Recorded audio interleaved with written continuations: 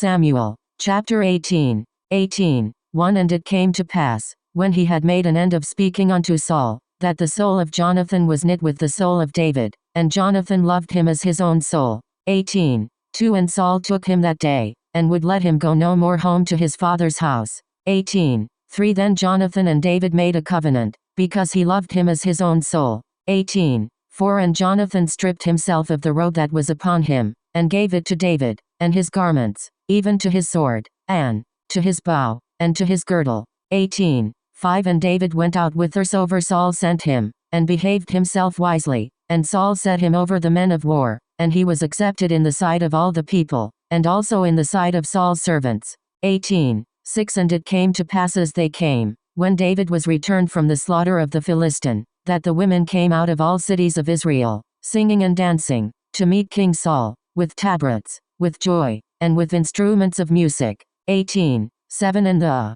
women answered one another as they played, and said, Saul hath slain his thousands, and David his 10,000s. 8 And Saul was very wroth, and the saying displeased him, and he said, They have ascribed unto David 10,000s, and to me they have ascribed but thousands, and what can he have more but the kingdom? 9 And Saul eyed David from that day and forward. 10 And it came to pass on the morrow, that the evil spirit from God came upon Saul, and he prophesied in the midst of the house, and David played with his hand, as at other times, and there was a javelin in Saul's hand. 11 And Saul cast the javelin, for he said, I will smite David even to the wall with it, and David avoided out of his presence twice. 12 And Saul was afraid of David, because the Lord was with him, and was departed from Saul. 13 Therefore Saul removed him from him, and made him his captain over 1,000, and he went out and came in before the people. 14 And David behaved himself wisely in all his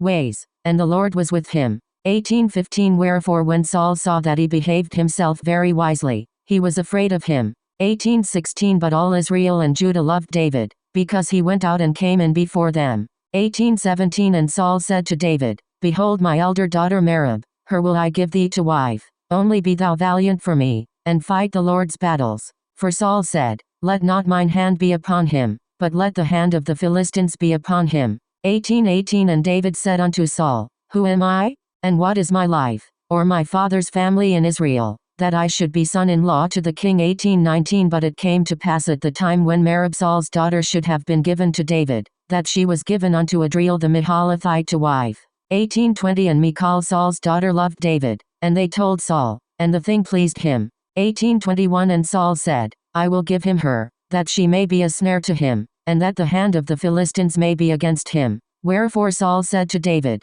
Thou shalt this day be my son-in-law in the one of the twain. 22 And Saul commanded his servants, saying, Commune with David secretly, and say, Behold, the king hath delight in thee, and all his servants love thee. Now therefore be the king's son-in-law. 23 And Saul's servants spake those words in the ears of David, and David said, Seemeth it to you a light thing to be a king's son-in-law, seeing that I am a poor man, and lightly esteemed? 24 And the servants of Saul told him, saying, On this manner spake David. 25 And Saul said, Thus shall ye say to David, The king desireth not any dowry, but 100 foreskins of the Philistines, to be avenged of the king's enemies. But Saul thought to make David fall by the hand of the Philistines. 26 And when his servants told David these words, it pleased David well to be the king's son-in-law, and the days were not expired. 27 Wherefore David arose and went, he and his men, and slew of the Philistines 200 men, and David brought